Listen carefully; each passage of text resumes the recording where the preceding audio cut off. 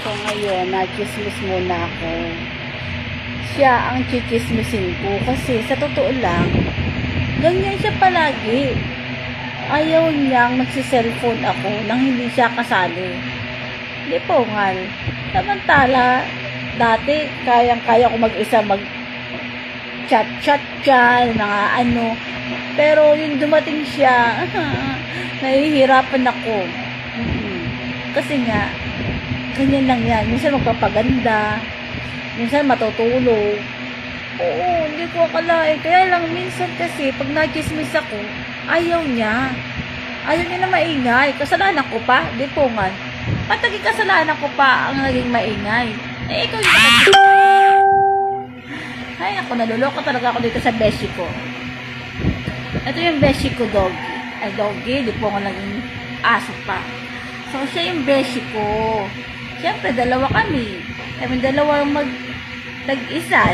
Hindi ko alam kung single ba to o buntis. Ay, hindi ko alam. Oo, hindi ko talaga akalain na ganyan siya. Kasi minsan, nakilos ako sa kanya, natago sa kanya. Kasi, minsan ako ko, Diyos mo di po ngayon ko ay, alam mo na, ng mga pusa. Pero, Diyos mo dahil, ay, mga chismosa. Sa totoo lang, first time ko talaga magkaroon ng pusa. Oo. Yung na-stroke ako, ngayon lang ako nagkaroon ng pusa. Lagi siya nagbabantay sa akin. Kaya lang minsan, doon ko siya pinapatulog sa labas. Kasi minsan, hindi ako makatulog. Kasi gusto siya mo yung ganyan. Si Beshi talaga. Pagkanyan-ganyan lang yan. Pero mamaya, magkukurot-kurot na yan sa akin. Kasi ang ingay ko. So, kasalanan ko pa. Kaya na kayo nakitulog. Ako pa magbabudget. Ako pa tawag doon. Ako pa ang gumawa ng ano tawag doon? Pag may natutulog, bawal maingay. Ayaw niya kasi na maingay. Kasi patingin-tingin lang yan. Pero ganyan-ganyan lang yan. Ewan ko ba napaka-arte? Oo. Naulan kaya hindi siya makalabas doon sa bahay-bahayan niya. Pero sa totoo lang, lagi talaga yan nandito.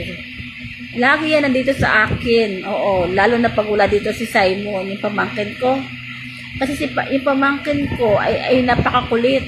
Nabubuisit siya, sobrang kulit. Pero hindi naman siya nananakit. Kahit nabubuisit na siya. Ay, naku, nakakaloka. Dahil dyan, wala yung mga makukulit. Kaya free na free siya matulog. Kasi hindi siya makatulog ng ayos pag sila Simon, oo, mga pamangkin ko, at ang kulit kasi. Diba?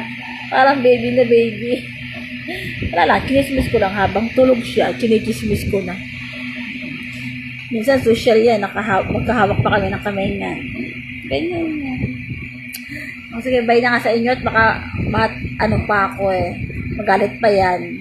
Sobrang ingay ko. Malaman niya na kinikismis ko na siya. Okay, bye na muna mga kachismosa.